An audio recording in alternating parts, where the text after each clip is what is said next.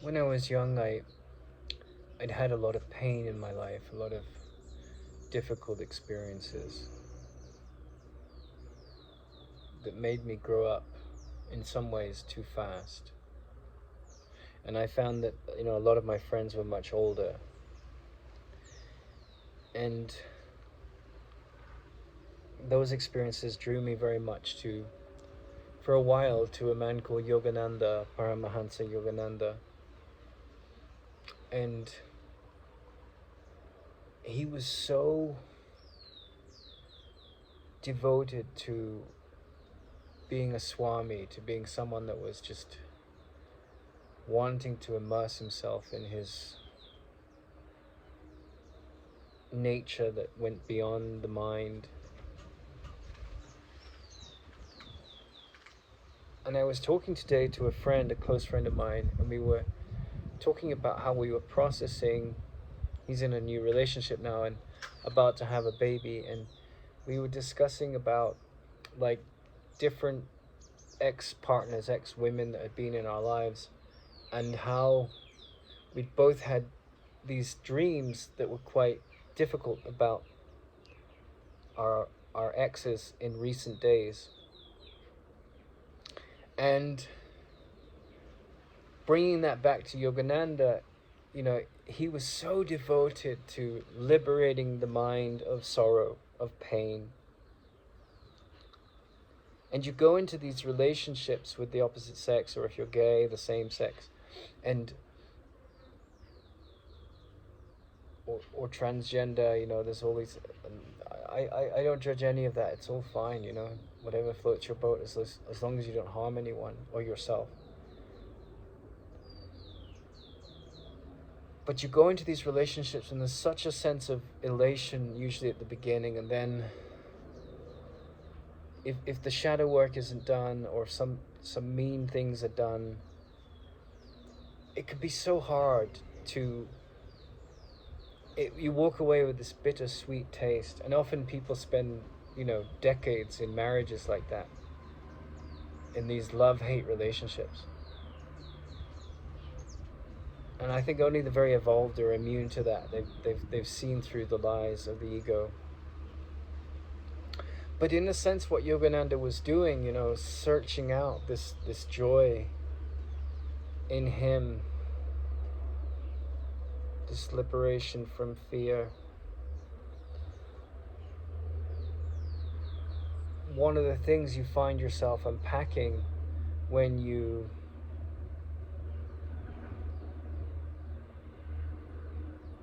confront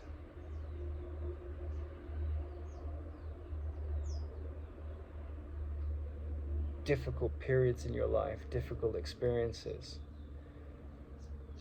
is the shadow of the history of the pain that lives in your mind.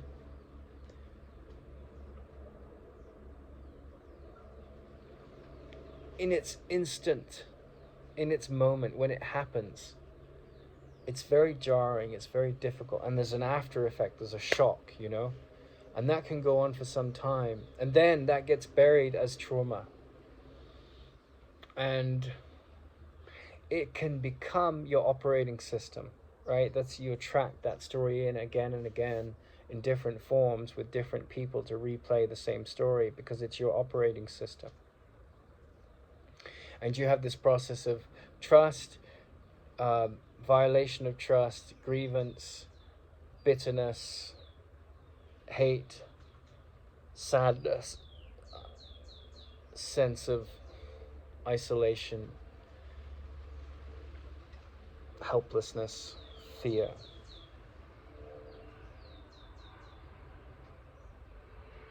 That's what sort of is married to those things. And then usually those kind of relationships, they're over with, and sometimes you have relationships which have the same intimacy, but they stay, and that's nice if that's the case. But where there's a lot of tough ego stuff, often that just, it's over. But what I was looking at was, now he's in a new relationship, and this whole river of challenges to come. I hope you'll be happy. But is the mind gaining ground on the madness? Like, is the sane mind like getting the lesson and ditching the problem? You know, because in the dream I had, it was like someone that I was very fond of who did certain things that just made me feel very hurt and lose my appetite to reach out and be vulnerable around them. And I think we can all relate to that. That's a common challenge when someone hurts you. Toddlers do it, you know.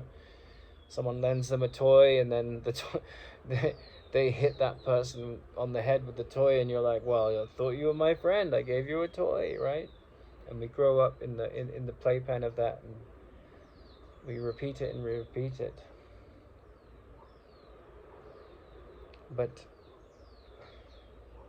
in a sense, those people that, you know, took you out of the temple that Yogananda wanted to live in all the time, so he didn't get married, he became a monk, you know, that took you out of the temple, but then took you to certain highs in the temple that you can't imagine without them, the mirror of them.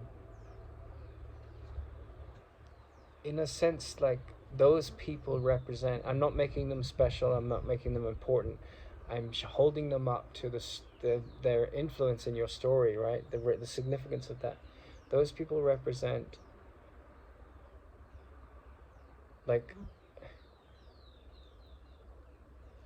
the sort of barometer of the extent to which you've let go grievances, you know. And I'm not saying you should actively seek out those people, but the dreams that come later, you know, because obviously you've gone to a very deep place with them, they symbolize that trauma coming up and getting cleansed. And it's not about them, right? Yes, they did X, Y, and Z. Yes, they did these horrible things. But it's really about you wiping clean the slate of the idea that you can be harmed.